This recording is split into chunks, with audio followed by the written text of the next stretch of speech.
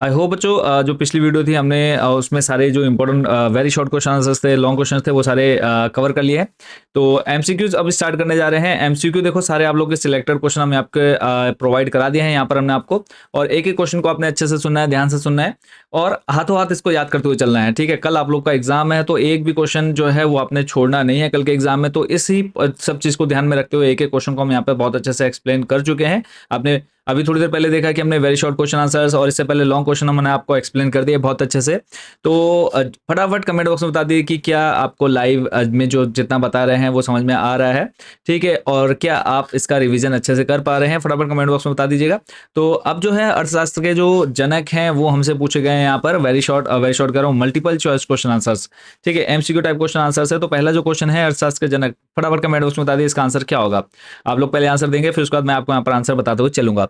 तो अर्थशास्त्र के जनक कौन है, तो यहाँ पे सही आंसर हो जाएगा सी, एडम स्मिथ इसके जो सही आंसर हो जाएगा, जो जनक कहलाते हैं अर्थशास्त्र के। अगला जो क्वेश्चन है, किसी अर्थव्यवस्था में चयन की समस्या का कारण है, किसी अर्थव्यवस्था में चयन की समस्या का कारण है। आंसर आप लोग बच्चों कमेंट बॉक्स में देते हुए चलेंगे। तो किसी अर्थव्यवस्था में चयन की समस्या का कारण है, तो इसका सही आंसर हो जाएगा ऑप्शन नंबर डी, संसाधनों की कमी। ठीक है, हम यहाँ पर देखो आपको सारे एमसीक्यूज करा रहे हैं जितने आप लोग के पॉसिबल है, जो भी आप लोग के पूरी एनसीईआरटी का निचोड़ है वो सारे एमसीक्यूज यहाँ पे हम प्रोवाइड कराते हैं, क्योंकि ज्यादा समय नहीं लगना है एमसीक्यूज में। एक बार दो बार अगर आप इसको देख लेंगे तो सारे एमसीक्यूज आपके माइंड में सेट हो जाते हैं।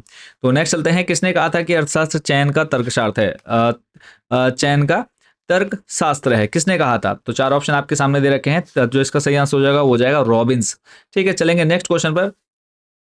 निम्न में से कौन सी आर्थिक क्रियाएं अर्थशास्त्र की अध्ययन सामग्री के अंतर्गत सम्मिलित की जाती हैं। तो इसका जो सही आंसर हो जाएगा सी नंबर, ए व बी दोनों, यानी इसके अंदर असीमित आवश्यकताओं से जुड़ी आर्थिक क्रियाएं भी होती हैं और सीमित साधनों से जुड़ी आर्थिक क्रियाएं भी होती है। क्वेश्चन नंबर 5 है, किसने कहा है कि अर्थशास्त्र धन का विज्ञान है, किसने कहा था। तो सही आंसर हो जाएगा option number B, Adam Smith ने। क्वेश्चन नंबर 6 है, निम्न में से किस अर्थव्यवस्था में निजी क्षेत्र एवं सार्वजनिक क्षेत्र का सह अस्तित्व होता है। क्वेश्चन नंबर 6 सही आंसर हो जाएगा ऑप्शन नंबर बी, मिश्रित में। ठीक है, यानी जो हमारा क्षेत्र है उसका नाम हो जाएगा मिश्रित। अगला है क्वेश्चन नंबर 7, एक समाजवादी अर्थव्यवस्था का मूल उद्देश्य क्या होता है। क्वेश्चन नंबर 7 इसका सही आंसर हो जाएगा बच्चों सी, अधिकतम सामाजिक कल्याण, ऑप्शन नंबर सी इसका सही हो जाएगा।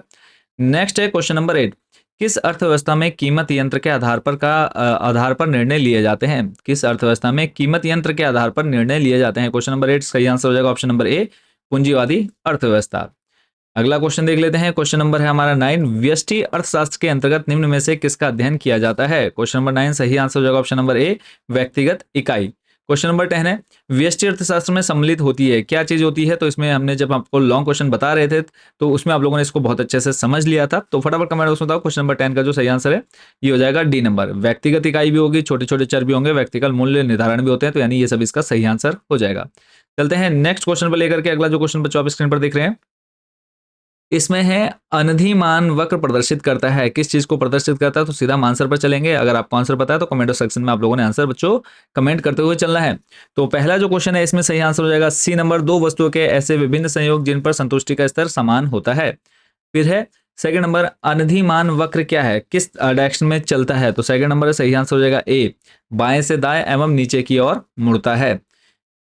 थर्ड नंबर देख रहे हैं, जब सीमांत उपयोगिता शून्य होती है तब कुल उपयोगिता निम्न में से क्या होगी। क्वेश्चन नंबर थर्ड सही आंसर हो जाएगा डी, अधिकतम होगी। जो निम्न है वो जो कुल उपयोगिता है वो क्या होगी, अधिकतम होगी। निम्न में से क्या होगा सही आंसर, तो अधिकतम इसका सही आंसर हो जाएगा। क्वेश्चन नंबर 4 है, कुल उपयोगिता उस समय गिरती है जब सीमांत उपयोगिता हो जाती है, कैसी हो जाती है। क्वेश्चन नंबर 4 सही आंसर हो जाएगा ए नंबर, ऋणात्मक। याद रखना है क्या, ऋणात्मक। क्वेश्चन नंबर 5, सीमांत उपयोगिता के ह्रासमान होने पर कुल उपयोगिता, चार ऑप्शन आपको यहाँ पर दे दिए गए हैं। क्वेश्चन नंबर 5 इसका सही आंसर हो जाएगा ऑप्शन नंबर बी, घटती दर से बढ़ती है। क्वेश्चन नंबर 6 है, मांग का नियम व्यक्त करता है, मांग का नियम किस चीज को व्यक्त करता है। क्वेश्चन नंबर 6 सही आंसर हो जाएगा बच्चों ए, कीमत और मांगी गई मात्रा का संबंध इस नियम को व्यक्त करता है। क्वेश्चन नंबर 7, मांग का किसी वस्तु की मात्रा तथा कीमत में संबंध पाया जाता है, कैसा संबंध पाया जाता है, सीधा, अनुपातिक, विपरीत या फिर धनात्मक। क्वेश्चन नंबर 7 सही आंसर हो जाएगा विपरीत। क्वेश्चन नंबर 8 है, मांग का नियम, मांग का नियम, अब आपको चार ऑप्शन यहाँ पे दे दिए गए हैं, इसमें आपको आंसर बता रहा है, तो इसका सही आंसर हो जाएगा बच्चों ऑप्शन नंबर ए, जो मांग का नियम है एक गुणात्मक कथन है, एक गुणात्मक कथन है। क्वेश्चन नंबर 9 है, एक उपभोक्ता एक निश्चित आय से अधिकतम संतुष्टि प्राप्त करेगा जब, तो इसका सही आंसर हो जाएगा ए नंबर, प्रत्येक वस्तु से प्राप्त सीमांत उपयोगिता क्या होगी? समान होगी। क्वेश्चन नंबर 10 है, इसमें कहा है एक वस्तु की किसी आवश्यकता को संतुष्ट करने की क्षमता को उसकी क्या कहा जाता है? क्वेश्चन नंबर 10 सही आंसर हो जाएगा सी बच्चों, उपयोगिता। आई होप बच्चों ये भी आप अच्छे से समझ गए होंगे। चलते हैं लेकर के आपको नेक्स्ट क्वेश्चन पर। नेक्स्ट जो क्वेश्चन है, उत्पादन का मौलिक उद्देश्य क्या है? उत्पादन का मौलिक उद्देश्य आपको यहाँ पर बताना है। तो चार ऑप्शन आप देख पा रहे हैं सामने स्क्रीन पर। इसमें अगर हम बात करें सही आंसर की, ऑप्शन नंबर ए सही हो जाएगा, लाभ अर्जन। यानी हम उत्पादन क्यों कर रहे हैं? सिंपल सा है, लाभ अर्जित करने के लिए। अगला है उत्पादन संभव नहीं है, किस चीज में संभव नहीं है या फिर किस सिचुएशन में संभव नहीं हो पाएगा? सेकंड नंबर सही आंसर हो जाएगा बी, भूमि और श्रम के अभाव में। अगला है उत्पादन फलन में उत्पादन किसका फलन है? तो क्वेश्चन नंबर थर्ड इसका जो सही आंसर हो जाएगा बच्चों वो हो जाएगा ए, उत्पत्ति के साधनों का। अगला है प्रश्न नंबर 4, औसत उत्पादन क्या है? तो प्रश्न नंबर 4 सही आंसर हो जाएगा ऑप्शन नंबर बी, कुल उत्पादन का साधनों की इकाइयों में विभाजन, यानी बी नंबर इसका सही हो जाएगा। अगला प्रश्न नंबर 5 है, निर्गत में परिवर्तन बट्टे आगत में परिवर्तन का मान होता है। क्वेश्चन नंबर 5 सही आंसर हो जाएगा ऑप्शन नंबर सी, सीमांत उत्पाद। याद रखना है क्या? सीमांत उत्पाद। प्रश्न नंबर 6 बच्चों आपके सामने है। इसमें आपसे कहा है उत्पादन के प्रारंभिक चरण में क्रमागत उत्पत्ति वृद्धि के वृद्धि नियम कार्य करता है क्योंकि। उत्पादन के प्रारंभिक चरण में क्रमागत उत्पत्ति वृद्धि नियम कार्य करता है क्योंकि। अब यहाँ पे जो चार ऑप्शन आपको दे रखे हैं, क्वेश्चन नंबर 6 में इसका जो सही आंसर हो जाएगा बच्चों हो जाएगा ए, प्रति इकाई स्थिर लागतें घटती हैं। क्वेश्चन नंबर 7, क्रमागत उत्पत्ति ह्रास नियम में निम्न में से किसका ह्रास होता है? 7 है इसका सही आंसर हो जाएगा बच्चों ऑप्शन नंबर बी, परिवर्तनशील साधन की सीमांत उत्पादकता। नेक्स्ट क्वेश्चन है, क्वेश्चन नंबर 8 है, पैमाने का प्रतिफल विश्लेषण निम्न में से किस मान्यता पर आधारित है? तो 8 जो क्वेश्चन नंबर 8 है सही आंसर हो जाएगा ऑप्शन नंबर डी, सभी साधनों के परस्पर अनुपात को स्थिर रखते हुए उनके पैमाने में परिवर्तन होता है। क्वेश्चन नंबर 9 है, पैमाने में वृद्धि का क्या अर्थ है? तो इसका सही आंसर हो जाएगा बच्चों ए नंबर, सभी साधनों को एक ही अनुपात में बढ़ाना। जितने भी साधन है उनका जो रेशियो रहेगा उसको एक ही रेशियो में, एक ही अनुपात में बढ़ाना है। क्वेश्चन नंबर 10 है, अल्पकाल में ऋणात्मक प्रतिफल की अवस्था में परिवर्तनशील साधन की सीमांत उत्पादकता होती है, कैसी होती है? क्वेश्चन नंबर 10 सही आंसर हो जाएगा बच्चों सी नंबर, ऋणात्मक होती है। याद रखना है। 11 है, कुल परिवर्ती लागत तथा कुल स्थिर लागत के जोड़ से प्राप्त होता है, क्या प्राप्त होता है? सही आंसर हो जाएगा बच्चों ए नंबर, कुल लागत। चलते हैं लेकर के आपको हमारे नेक्स्ट एंड मोस्ट इंपोर्टेंट जो है न्यूमेरिकल्स कह रहे हैं, यहाँ पे आपके सारे एमसीक्यूज जो हैं इंपॉर्टेंट यहाँ पे हम कवर करा रहे हैं आपको। अगला है, किसी वस्तु की कीमत उस बिंदु पर निर्धारित होती है जहां। अब यहाँ पे चार ऑप्शन आपको दे दिए गए हैं। सही आंसर है, वस्तु की मांग उसकी पूर्ति के बराबर होती है। क्वेश्चन नंबर 2 है, बाजार की किस स्थिति में फर्मों का स्वतंत्र प्रवेश एवं बहिर्गमन होता है? सेकंड है, सही आंसर हो जाएगा ऑप्शन नंबर सी, पूर्ण प्रतियोगिता। थर्ड नंबर है, पूर्ण बाजार की विशेषताएं होती हैं। तो पूर्ण बाजार की जो विशेषताएं होती है सही आंसर हो जाएगा सी, ए व बी दोनों, ए व बी दोनों। प्रश्न नंबर 4 है, किस बाजार में औसत आगम एवं सीमांत आगम बराबर होता है? क्वेश्चन नंबर 4 सही आंसर हो जाएगा बच्चों बी, पूर्ण प्रतियोगिता बाजार में। क्वेश्चन नंबर 5 है, अर्थशास्त्र में पूर्ति एवं स्टॉक। क्वेश्चन नंबर 5 जो है अर्थशास्त्र में पूर्ति एवं स्टॉक क्या है? तो सही आंसर हो जाएगा बच्चों इसका ऑप्शन नंबर बी, समानार्थी नहीं है।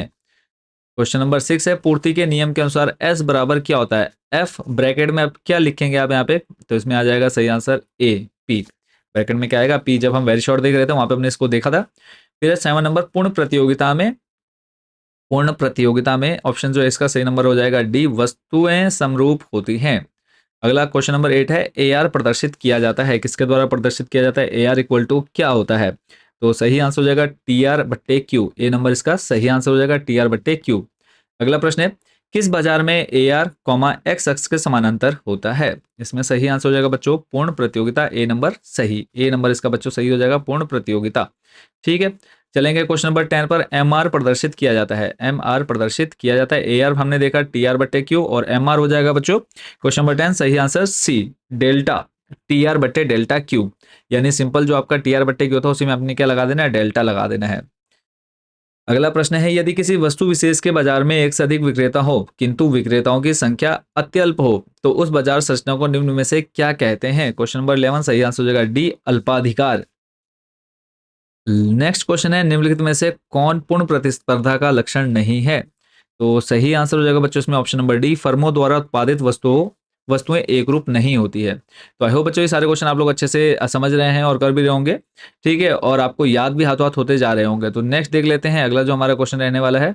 अभी तक हमने जो कवर कर लिए हैं, यहाँ तक हमने देख लिए हैं। नेक्स्ट देखते हैं अगले क्वेश्चन पर। अगला क्वेश्चन जो हमारा रहने वाला है उस पर लेकर के चलेंगे आपको। बाजार संतुलन में, यहाँ पर आप फर्स्ट नंबर देख रहे हैं, बाजार संतुलन में 4 ऑप्शन बच्चों आपके सामने दे रखे हैं। फटाफट कमेंट बॉक्स में बताओ कि सही आंसर क्या होगा। तो इसका जो सही आंसर हो जाएगा बच्चों वो हो जाएगा सी, मांग और पूर्ति बराबर होते हैं।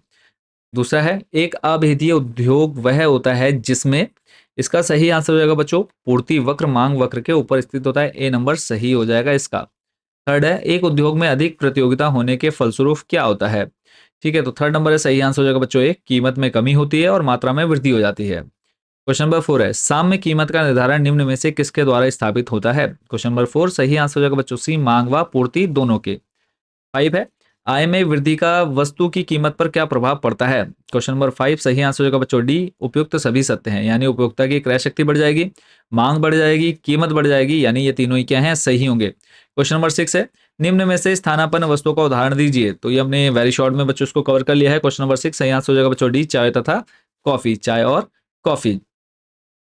अगला जो प्रश्न है उसमें है समर्थन कीमत से क्या आशय है। क्वेश्चन नंबर 7 समर्थन कीमत से क्या आशय है।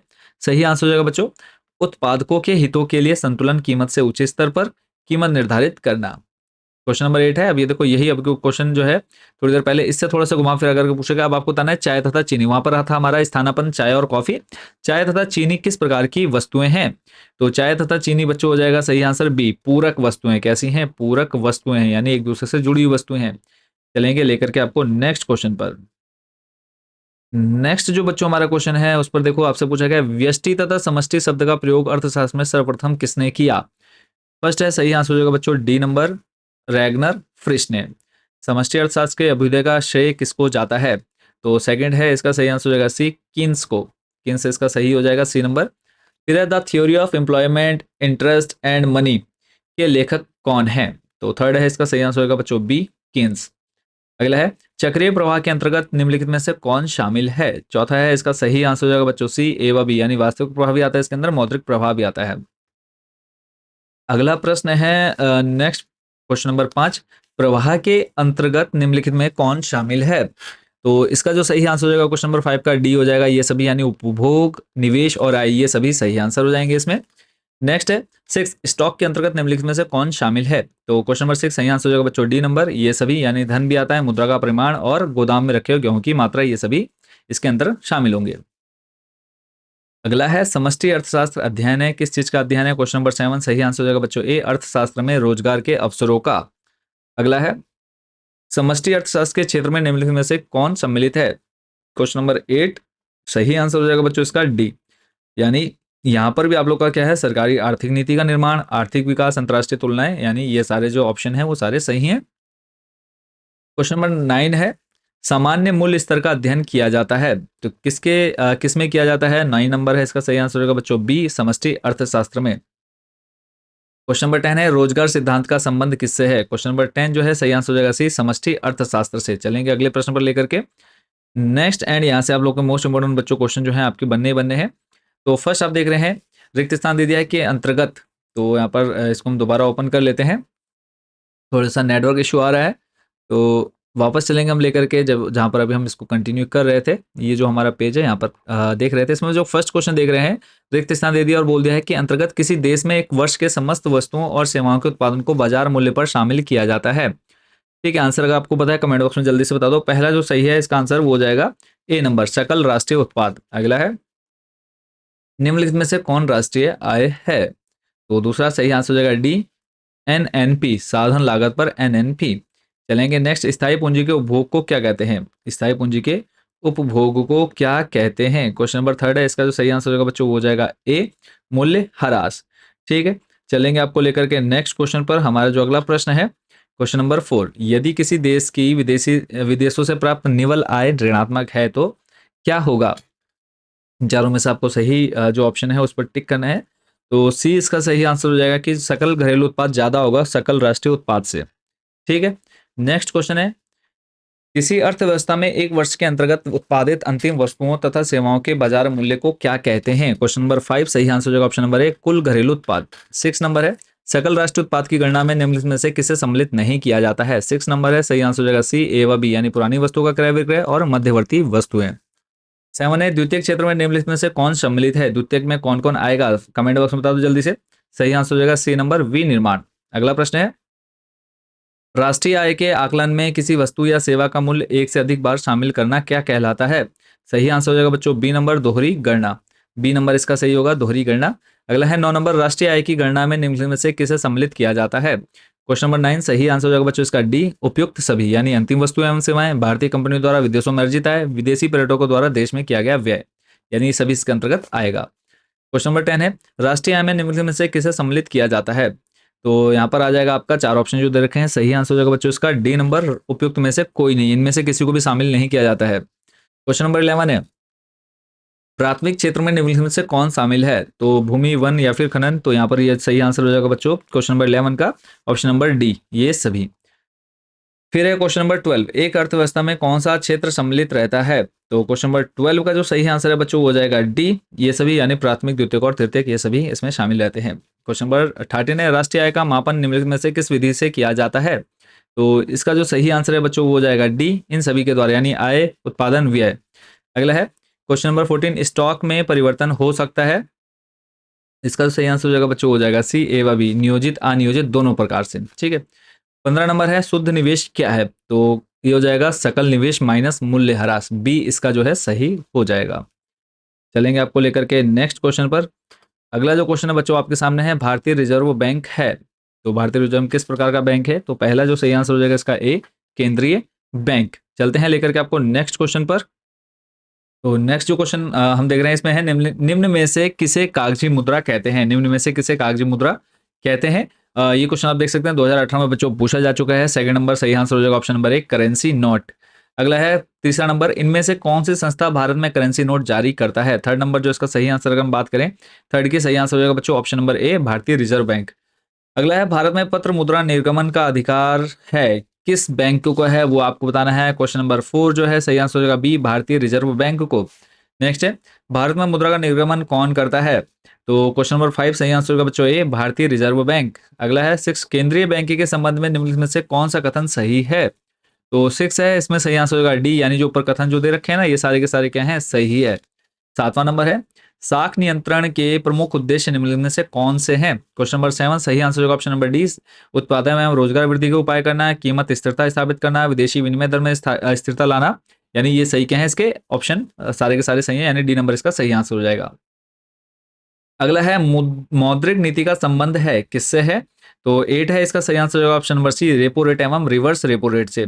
9 है केंद्रीय बैंक साख नियंत्रण करती है किस चीज का नियंत्रण करती है? 9 नंबर जो है डी हो जाएगा इसका सही आंसर बैंक दर में परिवर्तन करके, खुले बाजार की प्रक्रिया अपनाकर, नगद आरक्षित कोष में परिवर्तन करके, यानी ये सभी क्या होंगे सही होंगे। तो डी इसका सही आंसर हो जाएगा। क्वेश्चन नंबर 10 है मौद्रिक नीति के प्रमुख उद्देश्य क्या हैं? तो क्वेश्चन नंबर 10 सही आंसर होगा बच्चों इसका ऑप्शन नंबर डी उपयुक्त सभी उत्पादन एवं रोजगार में वृद्धि, विदेशी विनिमय दर की स्थिरता, मूल्य स्थायित्व, यानी ये सारे क्या ऑप्शन सही हैं।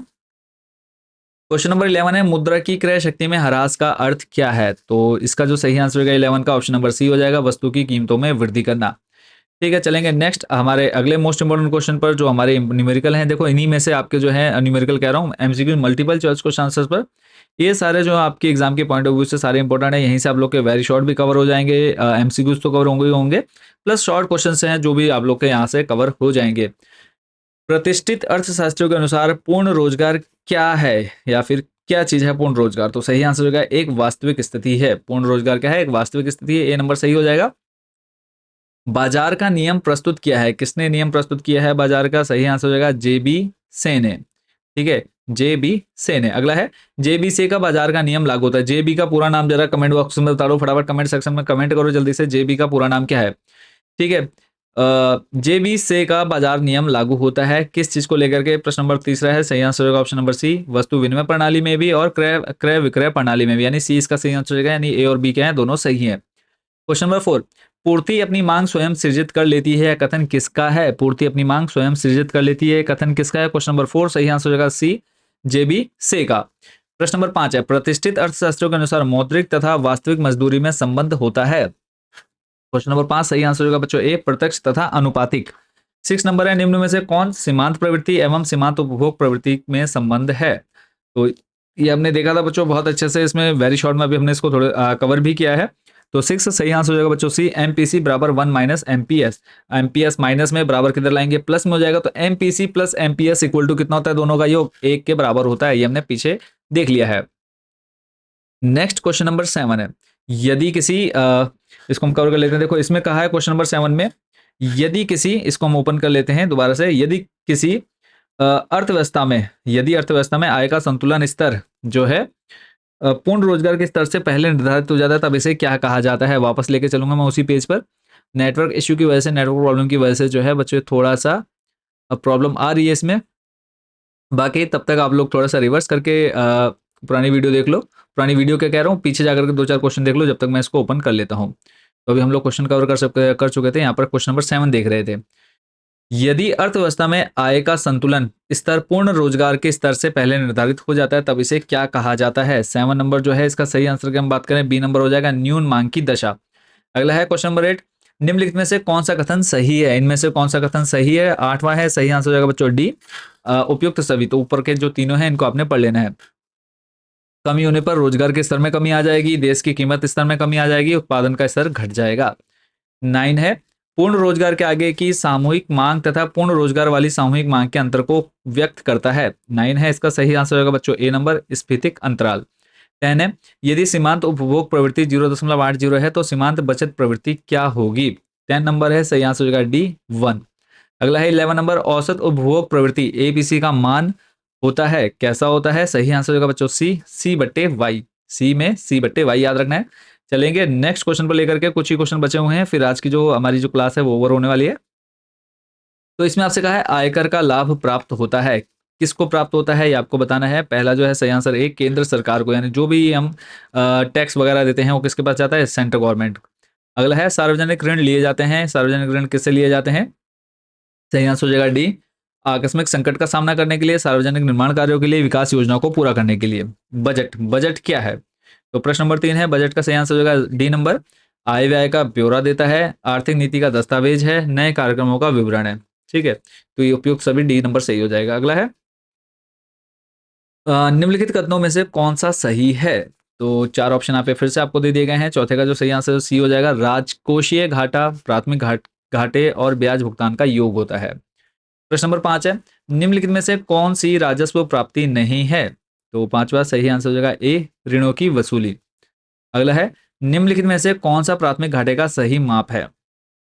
सही आंसर होगा ऑप्शन नंबर बी, राजकोषीय घाटे और ब्याज भुगतान का अंतर। 7वां नंबर है, राजकोषीय नीति के अंतर्गत किसे शामिल किया जाता है। तो 7वां है, सही आंसर होगा बच्चों डी, ये सभी, यानी सार्वजनिक आय, व्यय और ऋण। 8वां है, बजटीय घाटा क्या है। बजटीय घाटा है किसके। तो क्वेश्चन नंबर 8 सही आंसर होगा बच्चों बी नंबर, व्यय बड़ा होता है प्राप्तियों से, व्यय ग्रेटर देन प्राप्तियां। 9 नंबर है, बजट घाटे का एक अच्छा माप है। 9 है, सही आंसर हो जाएगा बच्चों बी नंबर, राजकोषीय घाटा। 10वां है, निम्नलिखित में से, इसमें हो जाएगा आपका, निम्नलिखित में से कौन सा घाटा सरकार की ऋण आवश्यकताओं की ओर संकेत करता है। तो 10 है, सही आंसर होगा बच्चों ए नंबर, प्राथमिक घाटा। अगला है 11वां नंबर, भारत में जीएसटी को कब लागू किया गया। मोस्ट इंपोर्टेंट रहेगा, जीएसटी को कब लागू किया गया। क्वेश्चन नंबर जो 11 है बच्चों, इसका सही आंसर होगा डी, 1 जुलाई 2017, 1 जुलाई 2017, 2017, 1 जुलाई 2017 याद रखना है। कुछ ही क्वेश्चन बचे हैं और यहीं से आप लोग के जो है मोस्टली क्वेश्चन बच्चों जो है प्रीवियस एग्जाम्स में पूछे गए हैं। व्यापार संतुलन घाटे का होगा यदि, व्यापार जो संतुलन है घाटे का कब होगा, जब क्या होगा। सही आंसर हो जाएगा बच्चों फर्स्ट वाले का बी नंबर, आयात ज्यादा होगा निर्यात से। ठीक है, आयात ज्यादा होगा निर्यात से। नेक्स्ट है, उत्पादन क्षमता में वृद्धि लाने के लिए जो व्यय किया जाता है, व्यय वह क्या कहलाता है। सेकंड है, सही आंसर होगा बच्चों ए नंबर, निवेश व्यय। अगला है थर्ड नंबर, व्यापार शेष बराबर होता है किसके। थर्ड है, सही आंसर हो जाएगा सी, दृश्य मदों का आयात माइनस दृश्य मदों का निर्यात। चौथा है, जब किसी देश के केंद्रीय बैंक में अंतर्राष्ट्रीय मुद्रा कोषों के संग्रह में कोई परिवर्तन ना हो तो देश का क्या होता है। क्वेश्चन नंबर 4 सही आंसर होगा डी, भुगतान संतुलन सदैव शून्य होता है। 5वां है, व्यापार क्षेत्र में कौन सी मदें सम्मिलित होती हैं। सही आंसर होगा बच्चों ए, दृश्य मदें। अगला है, व्यापार संतुलन का संबंध किससे है। इसका सही आंसर हो जाएगा ए नंबर, वस्तुओं के आयात निर्यात से। सातवां है, निम्नलिखित में से असंगत कथन अंकित कीजिए। सातवां नंबर है, सही आंसर होगा बच्चों ए, भुगतान संतुलन एवं व्यापार संतुलन समानार्थी शब्द हैं। अगला है, विनिमय दर का अर्थ बताना है। विनिमय दर क्या है? तो क्वेश्चन नंबर 8 सही आंसर होगा बच्चों डी। ये क्या है? क्रय विक्रय दर है मुद्रा का। फिर है जो देशी मुद्रा का विनिमय दर बताता है, विदेशी मुद्रा के विनिमय दर को बताता है। यानी यहाँ पर ये जो है सही हो जाएंगे सारे के सारे। लास्ट क्वेश्चन और हमारे इस क्लास का लास्ट क्वेश्चन हमारा ये रहने वाला, अपरिवर्तनीय पत्र मुद्रा की दशा में विनिमय दर निर्धारण का कौन सा सिद्धांत अपनाया जाता है? तो इसमें जो बच्चों सही ऑप्शन हो जाएगा 9 नंबर का, वो हो जाएगा सी, क्रय शक्ति समता सिद्धांत। तो आई होप बच्चों ये सारे क्वेश्चन जो हैं आपने अच्छे से एक बार सुन लिए हैं। एक बार इसको फिर से वीडियो को रिपीट करिएगा, सुनिएगा सारे क्वेश्चंस को, खुद से कोशिश करिएगा आंसर देने की, और इसको प्रैक्टिस करिए क्योंकि जो एमसीक्यूज हैं आपके 5-5 10 नंबर के एमसीक्यूज बनेंगे। इसके अलावा वेरी शॉर्ट जो आपके क्वेश्चन बनेंगे लगभग 4 से 4 8 नंबर के आपके वेरी शॉर्ट क्वेश्चन 1-1 नंबर के बनेंगे, और शॉर्ट एंड जो लॉन्ग क्वेश्चन बनेंगे अगर आपने ये भी पढ़ लिया, ठीक है, अगर इतने को भी आप अच्छे से तैयार कर लेते हैं तो बाकी के जो सारे क्वेश्चन है वो भी आप इनसे बना करके इजिली लिख सकते हैं। तो सभी को ऑल द बेस्ट बच्चों, एग्जाम जो है कल का अच्छे से देना है, कोई भी क्वेश्चन छोड़ना नहीं है, ठीक है, कोई भी क्वेश्चन छोड़ करके नहीं आना है। अगर मान लो कोई भी क्वेश्चन समझ में नहीं आ रहा तो जो भी समझ में आ रहा है रिलेटेड जो भी आप लिखना चाहें वहां पर लिख करके आइए, बट क्वेश्चन को खाली छोड़ करके नहीं आना है। तो कल का एग्जाम जो है सभी का अच्छा जाने वाला है, बस अच्छे से मेहनत कर लीजिए। जो लास्ट आज की रात बची हुई है इसको आप अच्छे से याद करिए जितना मैंने आपको इंपॉर्टेंट बता दिया है। तो मिलते हैं कल सॉल्यूशन के साथ। थैंक यू सो मच बच्चों इस लाइव में जुड़ने के लिए, और ऑल द बेस्ट बच्चों कल के एग्जाम के लिए।